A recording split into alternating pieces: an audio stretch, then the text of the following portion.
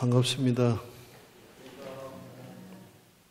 69페이지 개송 부분을 공부를 할 예정입니다.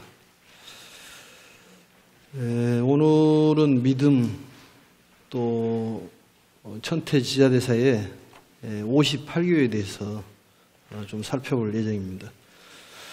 우선 전번에 했던 내용을 다시 한번 살펴보면은 괴로움의 해결 방법은 괴로움을 피하지 말고 괴로움을 부딪혀라. 마치 개가 달라들면은 개를 피하면은 개가 더 달려들듯이 괴로움을 피하라고 그러면은 괴로움이 더 들러붙는 것입니다. 그래서 괴로움을 피하지 말고 부딪히는 것이 괴로움을 해결하는 방법이요. 또 우리가 영화미소는 행복이라고 얘기를 했습니다. 행복에서 웃는 것이 아니라 웃음으로써 행복을 찾아가는 그런 가르침, 또 이 변개 소집에 대한 말씀하셨는데, 변개 소집이 이 세상을 힘들게 하고 또 괴롭게 하는 그런 근본이 되는 것입니다. 그래서 이 괴로움의 원인은 탐욕이지만 그러한 탐욕도 역시 본인의 고집스러운 부분에서 나오기 때문에 변개 소집을 파해라, 이런 얘기를 몇 차례 드렸습니다.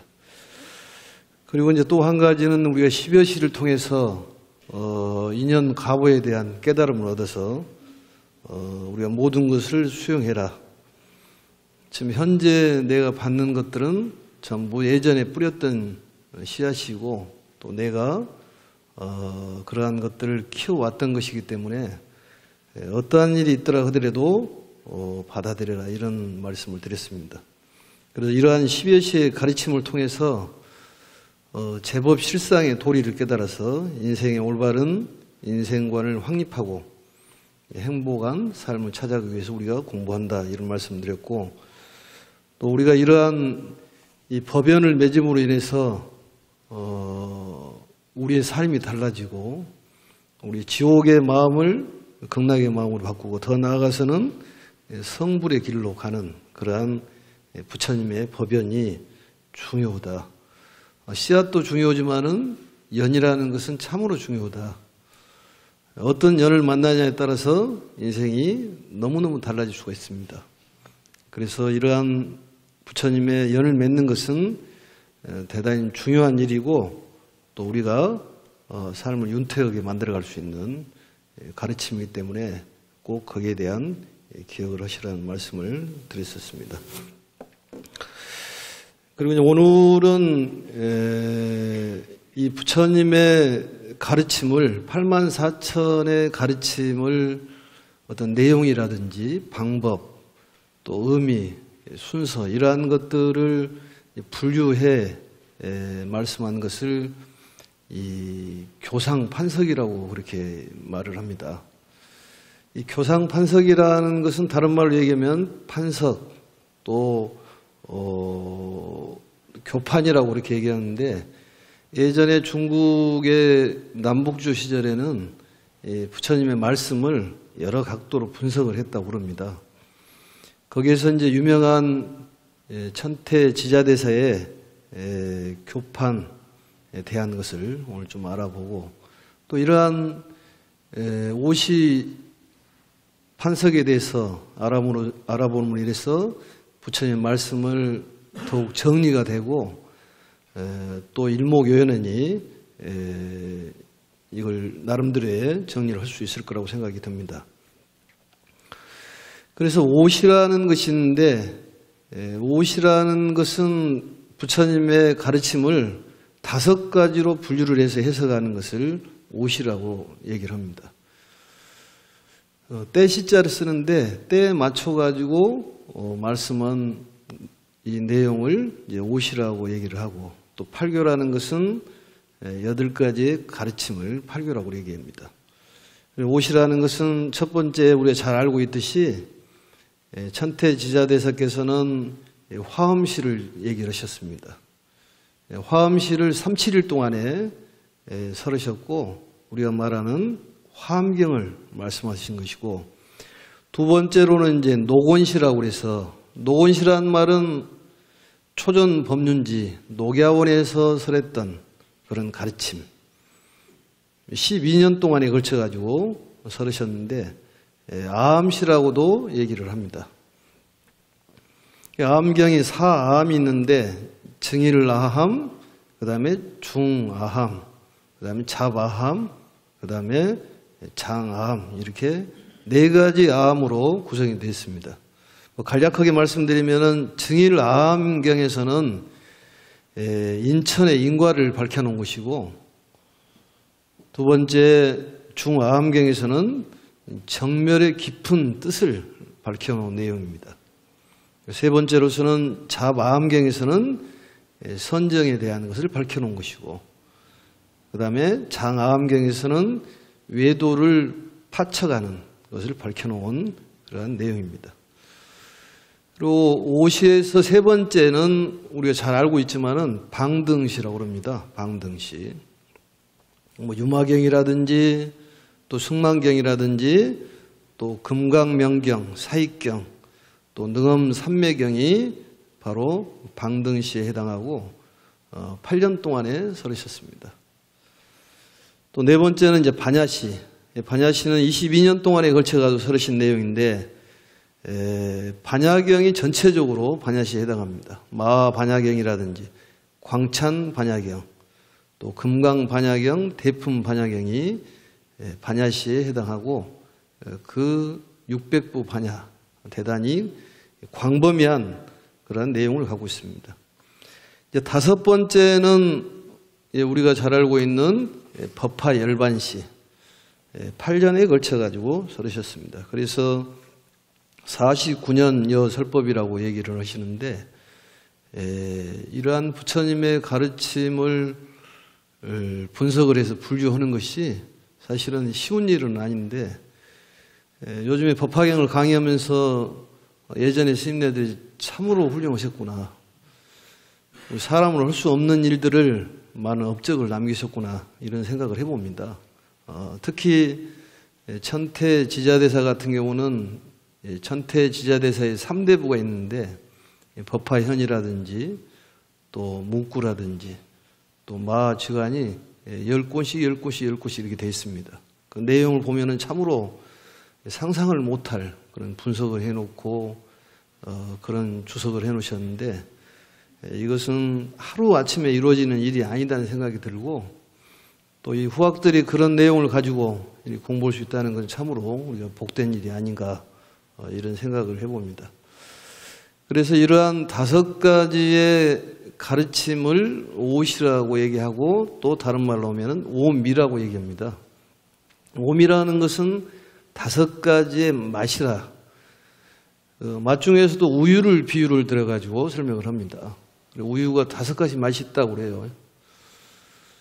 첫째가 이제 그 우유 맛, 우리가 알고 있는 우유 맛이 첫 번째고, 두 번째는 낙맛이라고 해서 끓인 우유라고 합니다.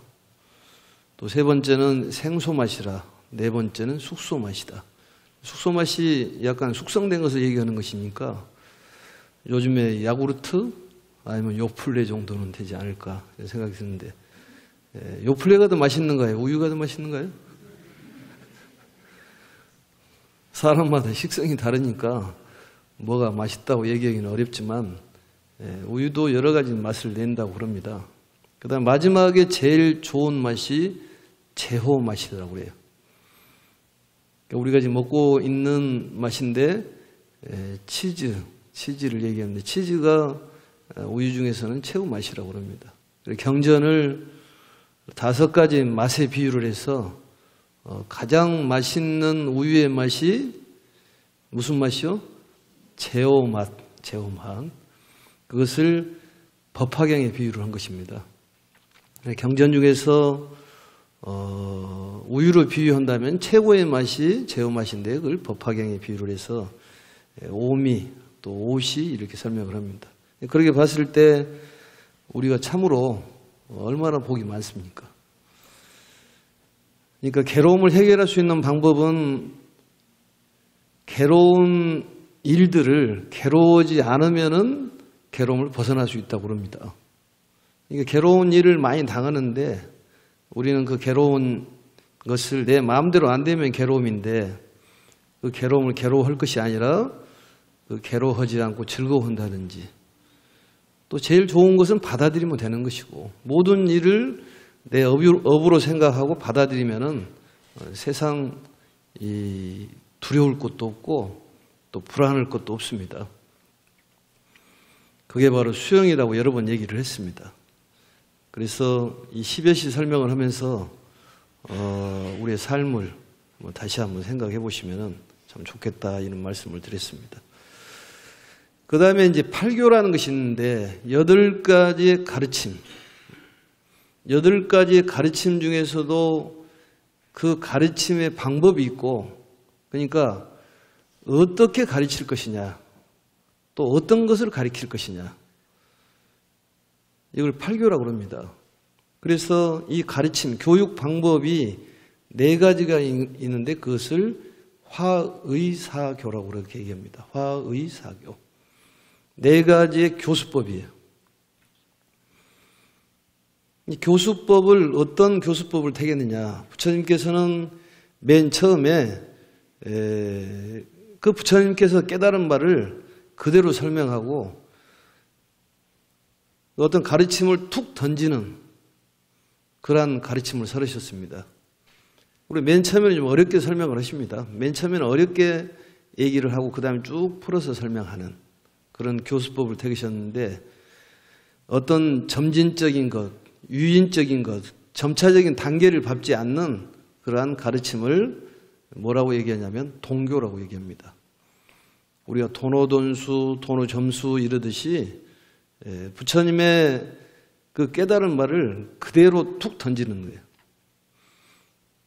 그걸 동교라고 얘기를 해요. 동교. 많이 들어봤죠? 동교. 또 그러한 가르침의 방법 중에서 2번째는 점진적인 가르침.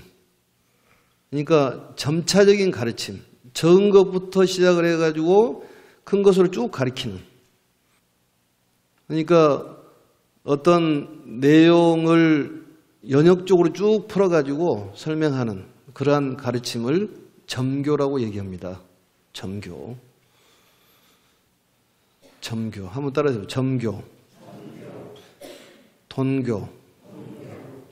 이 2가지 가르침을 부처님께서 교수법으로 쓰셨는데 아함부터 반야까지 순차적으로 설명을 하는데 이 아함경은 우리가 말하는 불교 기초적인 교리입니다. 근데 이 가르침을 점차적으로 가르치는 그러니까 운동선수들이 있으면은 어떤 기초적인 것부터 기본기부터 가르쳐가지고 나중에 그 비법을 전수하는 그러한 가르침이 바로 점교예요. 운동선수들이 맨 처음부터 그 실전에 쓸 수 있는 걸 가르치는 것은 아니잖아요. 어떤 기본기부터 닦아가고 육상선수면 육상선수의 기초적인 것부터 닦아서 나중에 실전에 가서 빨리 달 수 있는 그런 방법을 일러주듯이 부처님의 가르침도 역시 마찬가지로 점차적으로 가르침을 주는 것을 점교라고 합니다. 결국은 부처님의 50의 가르침이 점교라고 볼 수가 있습니다. 왜냐? 쭉 이렇게 설명을 해주잖아요. 단계에서부터. 맨 처음에 툭 던져놓는데 그게 바로 화엄시예요. 화엄시는 동교에 해당하는 것이지. 너무 어려우니까 그걸 쭉 이제 풀어서 설명하는 거예요. 그래가지고 마지막으로 결론을 내리는 총합적으로 결론을 내리는 경전이 법화경입니다. 그래서 화엄하고 법화를 양대 산맥이라고 그래요. 어떤 법계의 연기와 제법 실상에 대한 가르침. 화엄경을 툭 던져놓으니까 못 알아먹는다는 거지. 그래서 쭉 설명을 해서 나중에 총합적인 가르침으로 결론을 내려주는데 그런 가르침을 동교라고 그래요. 또 예전에 스님네들이 이런 교상 판석을 많이 하셨습니다. 그 중에서 종해법사라는 분이 계셨는데 남북조 스님인데 그분도 부처님의 가르침을 4가지로 또 판석을 하셨어요. 어떻게 판석을 하셨냐면은 유상교, 무상교, 동귀교, 또 4번째는 상주교라고 이렇게 4가지로 분석을 했는데, 유상교라는 것은 부처님께서 12년 동안 살았던 아함경을 유상교라고 얘기합니다. 무상교라는 것은 12년을 지난 법화경 이전까지, 반야경까지를 바로 무상교라고 얘기를 하고, 동기교라는 것은 마음법 규일, 모든 것이 하나다, 하나로 돌아온다, 둘이 아니라 하나다, 이 가르침이 바로 동기교인데 그게 바로 법화경입니다. 그리고 법화경을 마음법 규일이라고 그러지 않습니까? 그 다음에 4번째는 이제 열반에 드시기 전에 마지막에 가르침, 그게 이제 열반경인데, 이 종회법사께서도 교상 판석을 이렇게 4가지로 분석을 하신 분이 계셨습니다.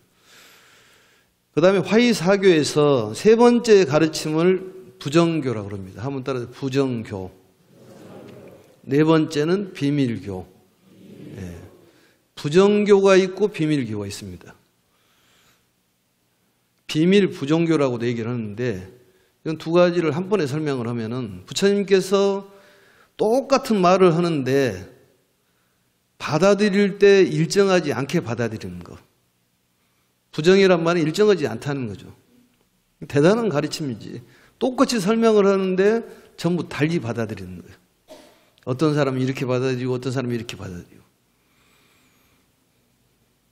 그래서 본인이 받아들여가지고 자기 걸로 만들고 완성을 시키는 그러한 교수법이 부정의 가르침이에요.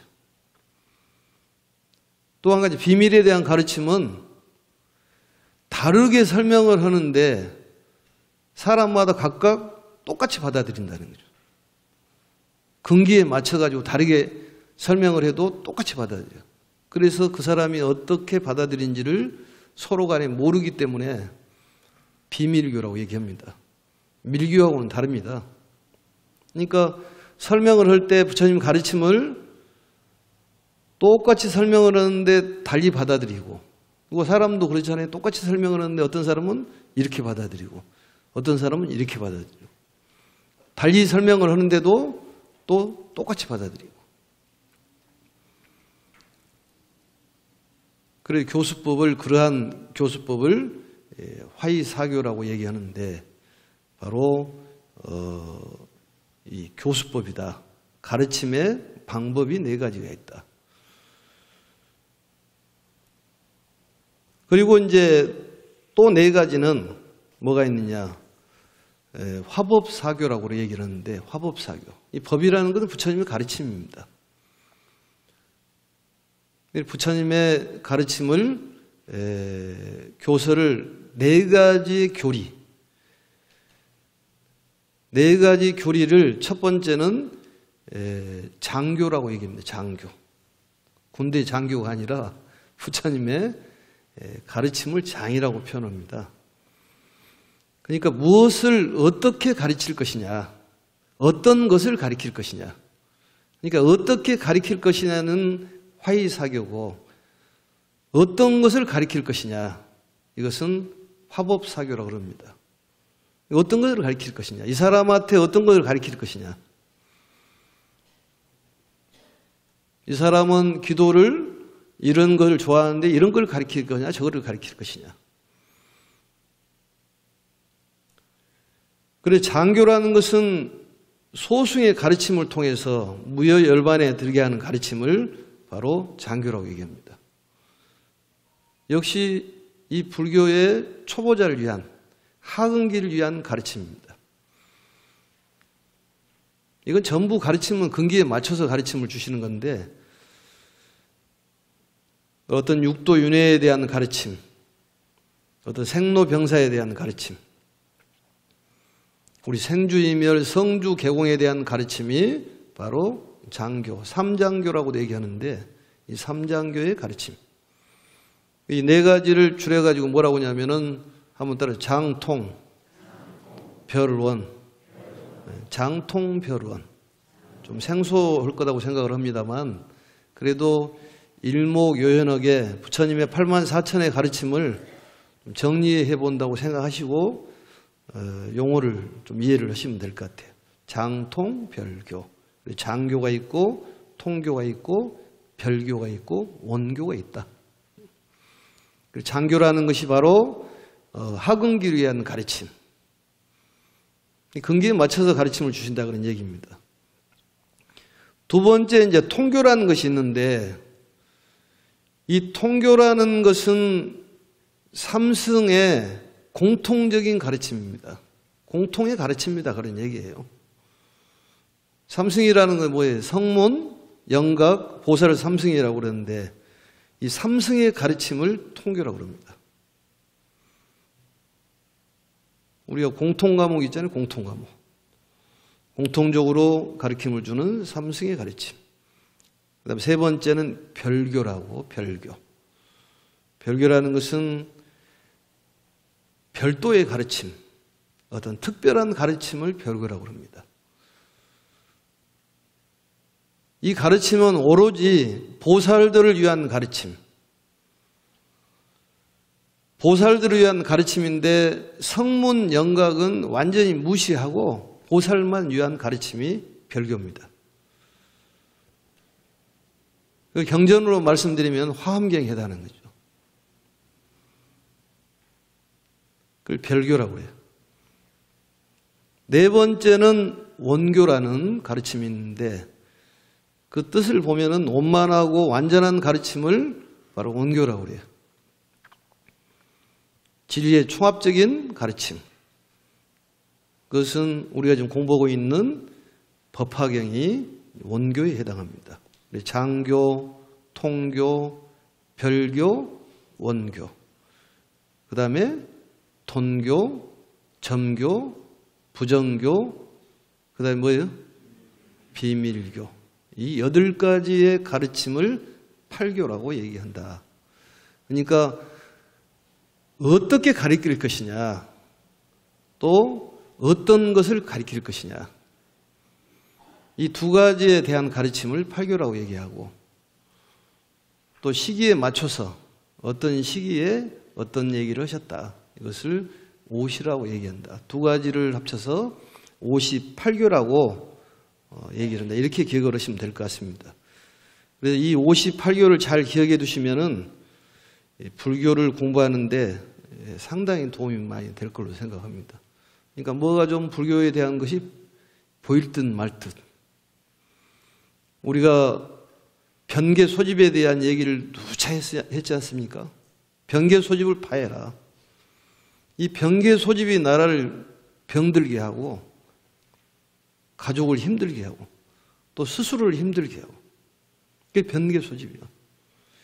모든 세상에 일어난 일들, 다툼은 전부 변계 소집이에요.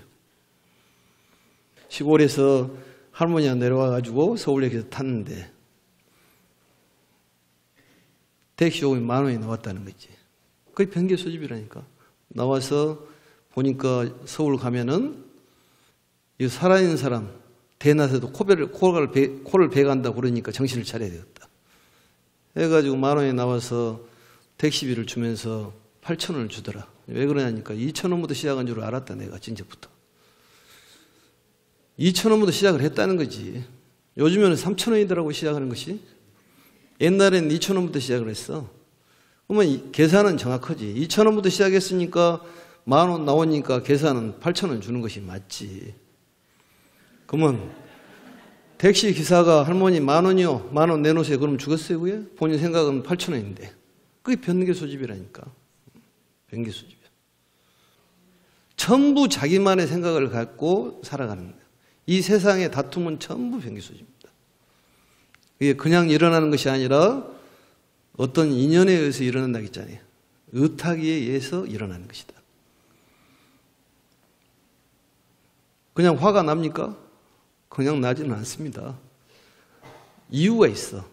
근데 그 화가 나고 두려우면은 그걸 받아들이라 그랬잖아요. 그러면 마음고이 편하는 것이요. 편해. 우리가 중생 부처 마음, 중생, 부처, 심, 무차별이다. 이런 얘기 있습니다. 그 얘기는 무슨 얘기냐? 중생하고 부처하고 마음이 같다. 그렇기 때문에 옛날에 스님네들이 뭐라고 말씀하냐면은 부처 구하기 어렵고 중생 마음이가 정말 어렵다. 그러니 스스로의 마음을 잘 관조해라. 그것도 참 맞는 말이잖아요. 스스로의 마음을 잘 간주를 해라 그 말이에요. 비춰보라 그 말이에요. 본인이 어떤 마음을 가지고 있는지를. 내가 좀 두려운 마음이 있는지 아니면 누구를 미워하는 마음이 있는지 그걸 한번 분석을 해본다니까. 해볼 필요가 있잖아요. 전부 변개 소집이니까. 너는 머리를 왜 그렇게 했냐? 왜 그런 옷을 입었냐? 그러면 시비 거는 것이 많잖아요. 옳고 그르면 따지는 것이. 하나로 보는 것이 아니라. 근데 법화경의 가르침은 하나로 보는 거잖아요. 너와 나의 마음이 하나다. 둘이다. 둘이 아니다. 네 마음이 내 마음이요. 내 마음이 네 마음이다. 그래 세상이 좋아지는 거죠. 그래서 이 58교에 대해서 좀 생각을 잘 해보시면 굉장히 도움이 많이 될 것 같습니다. 그리고 오늘 69페이지 경전을 보면은 개송이 나와 있습니다. 전번에 허담 연결돼서 보면은 아래에서 다섯째 줄을 보면은 개송이 나와 있죠. 그걸 한번 읽어보도록 하겠습니다. 독송을 목탁을 한번 치면서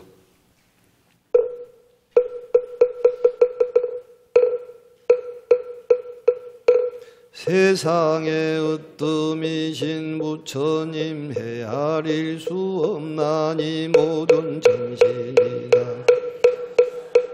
일체 중생 가운데 누구도 부처를 헤아릴 자 없도다. 부처님의 심력과 사무소에 딸 그 밖에도 부처님의 모든 법 헤아릴 자 없도다. 본래 무수한 부처님으로부터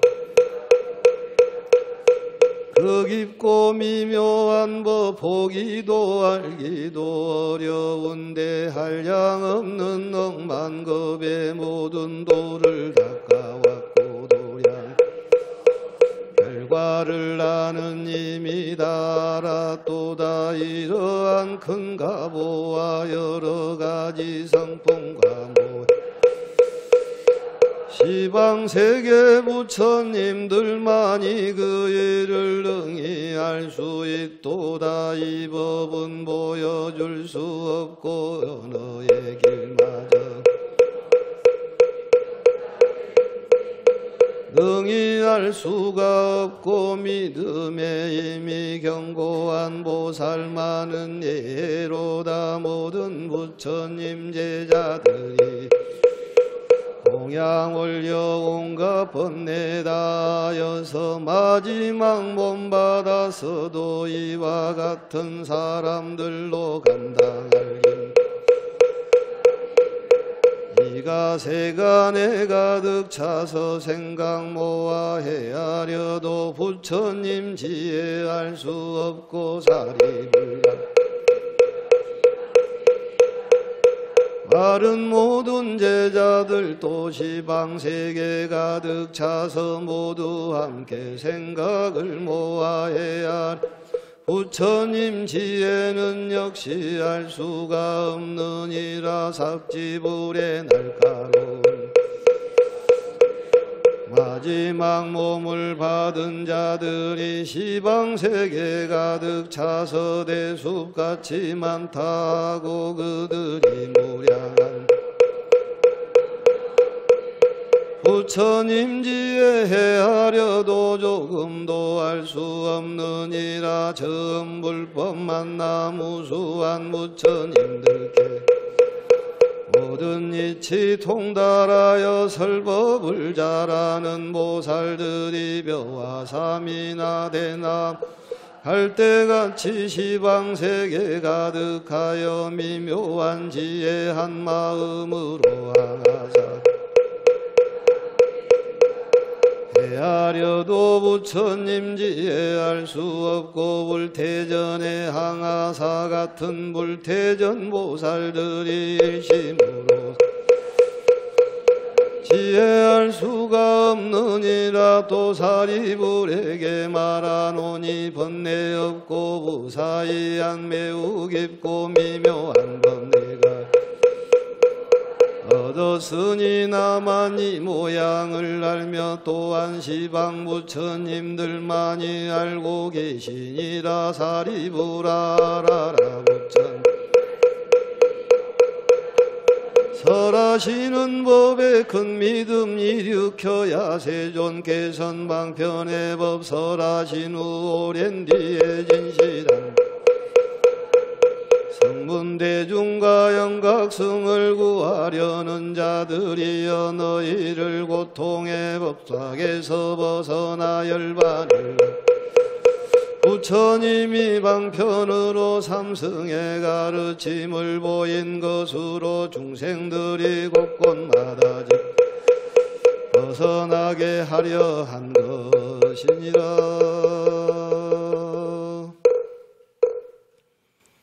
독송하니까 힘이 좀 나네요. 71페이지를 보시면은 셋째 단락에 이런 내용이 나옵니다. 개송은 이제 다시 한번 설명을 하는 내용입니다만, 이 법은 보여줄 수 없고 언어의 길마저 끊어졌으니 여타의 중생들은 능히 알 수가 없고 믿음의 힘이 견고한 보살만은 예의로다.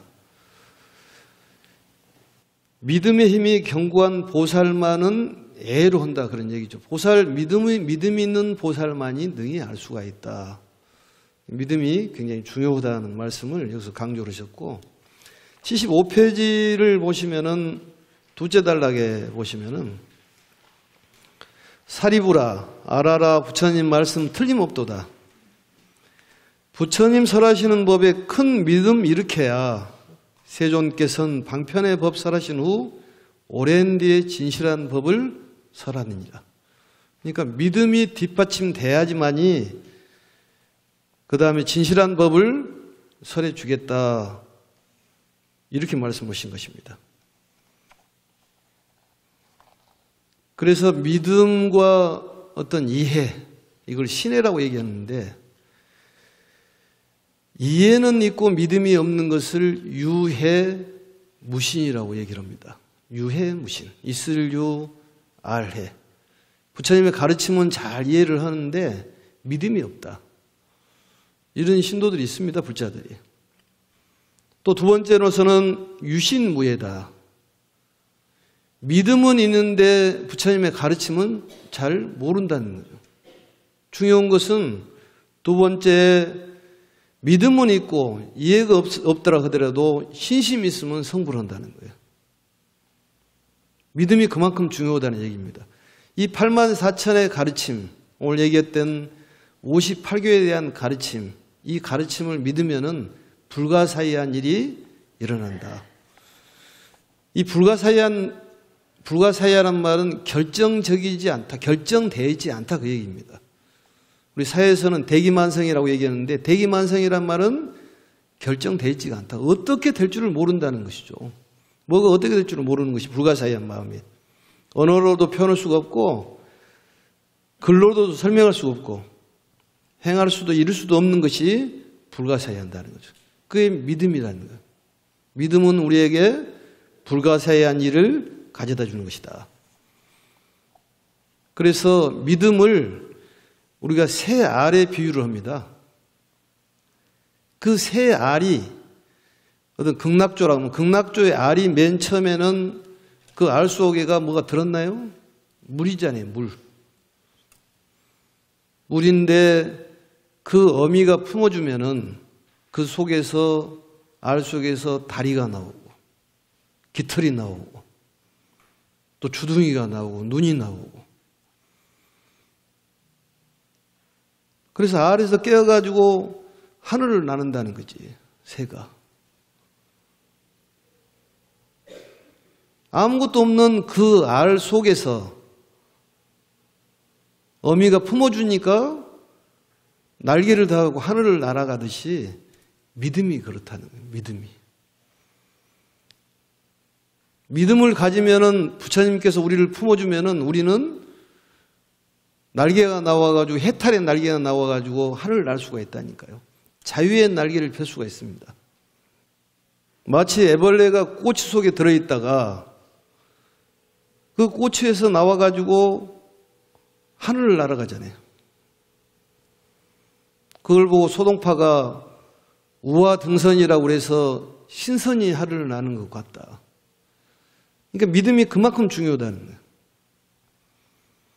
이 믿음이라는 것은 머리로 생각하는 것이 아니라 실천하는 걸 믿음이라고 그랬습니다. 그걸 우리가 믿고 행하는 것을 신행이라고 그래요.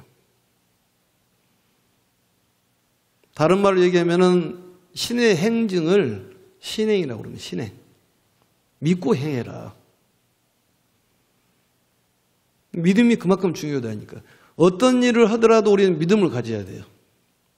오늘 법화경을 들으면은 좋은 일이 많이 생기겠다. 이런 믿음을 가지면은 반드시 그런 아무것도 없는 상태에서 뭐가 나타난다니까. 가피가 나타나요. 사시기도로 와가지고 기도를 하면은 오늘 이 기도를 통해 가지고 나는 모든 일이 성취가 되고 또 애들이 대학을 합격을 할 것이다. 또 대학을 합격을 못 하더라도 무슨 이유가 있을 것이다. 이런 믿음이 필요하다니까. 믿음의 가치관은 본인이 가치를 갖는 것이 아닙니다. 오직 부처님만이 가치에 대한 평가를 하는 거예요. 그게 믿음이에요. 애가 학교를 떨어지더라도 그것은 무슨 이유가 있구나. 이런 믿음을 가져야 돼요. 다라니 기도를 어제 했습니다만 다라니 기도하면 반드시 이루어진다는 믿음이 있어야지만 이루어지지 그런 믿음이 없으면 이루어지지 않습니다. 아무것도 없는 알에서 주둥이가 나오고 다리가 나오고 날개가 나와가지고 하늘을 날듯이 기도하면서 믿음이 있어야 한다니까. 믿음이 없으면 아무것도 안 되는 거예요. 신뢰가 없으면 아무것도 안 되는 거예요. 다 깨집니다. 우리가 고집을 피우는 것도 믿음이 없어서 그러는 거예요. 그런 공부는 우리가 여러 차례 했습니다만 금생의 부부가 다음 생에 만나고 싶은 사람이 몇 명인가를 리서치해서 조사를 했다고 그러잖아요. 100명을 조사를 했는데 95명이 여자들한테 다음 생에 이 남자를 만나고 싶으냐? 그러니까 100명 중에서 95명이 노 가로 열고 내가 미쳤냐 가로 닫고 그랬다 그러잖아요. 서로 간에 믿음이 깨지면은 이 갈라질 수밖에 없어요. 그러니까 사시기도를 하면 믿음을 가져야 돼요. 또 다라니 기도는 믿음을 가져야 돼요. 요즘에는 미디어가 발달되어 있어서 뭐 법문 인터넷 틀면 그냥 나옵니다. 경전 강의 금방 나옵니다. 그렇지만은 기도는 인터넷으로 할 수 있는 것이 아닙니다. 그걸 알아야 돼요. 수영을 인터넷으로 마스터했다는 사람 들어봤습니까? 인터넷으로 자유형, 배영 다 해버려 인터넷으로? 안 됩니다. 그것은. 이론적인 건 배울지 모르지만은 행은 안 된다니까. 믿고 행하는 것이 필요한 거예요. 기도는 집에서 혼자 할 수 있는 것이 아니에요. 절에 나와가지고 기도를 해야 돼. 힘차게 해야 됩니다. 그리고 여러 번 얘기했지만은 관세음보살을 부르면은 오로지 관세음보살님 그 소리에만 집중을 해야 돼요. 또 내 소리에도 집중을 해야 되지만은 다른 사람의 소리에도 집중을 해야 됩니다. 그 아무것도 아닌데도 잘 안 돼. 혼자 기도하면 본인 소리에는 집중할 수 있지만은 또 본인 소리 안 할 때는 숨이라도 쉬어야 될 거 아니에요. 숨 쉴 때는 다른 망상이 들어온단 말이에요. 그럴 때 다른 사람이 기도를 하면 그 기도 소리에 내가 집중을 하면은 그게 삼매에 들어간다니까. 삼매에 들어가면 신통력이 생긴다고 그랬지 않습니까? 모든 신통은 삼매에서 나오는 거예요. 정진력을 해도 신통이 나오지만. 그래서 이러한 가르침을 배워야 된다니까. 실질적으로 해봐야 돼. 기도를 안 해보고는 어렵습니다. 그리고 믿음이 필요해요. 아, 이제 나는 기도를 했기 때문에 좋은 일이 일어날 것이다. 이런 생각을 마음속에다 품으면은 거기서 날개가 나오고 보석이 나오고 아무것도 없는 데서 불가사의한 말로 설명할 수도 없고 글로 설명할 수 없는 일이 벌어진다니까. 그래서 신에 대한 말씀을 하는 거예요. 믿고 이해를 해라. 신앙생활은 믿고 이해하는 것이지 이해를 하고 믿는 것은 아닙니다. 신의 품에 보면 나오지 않아요?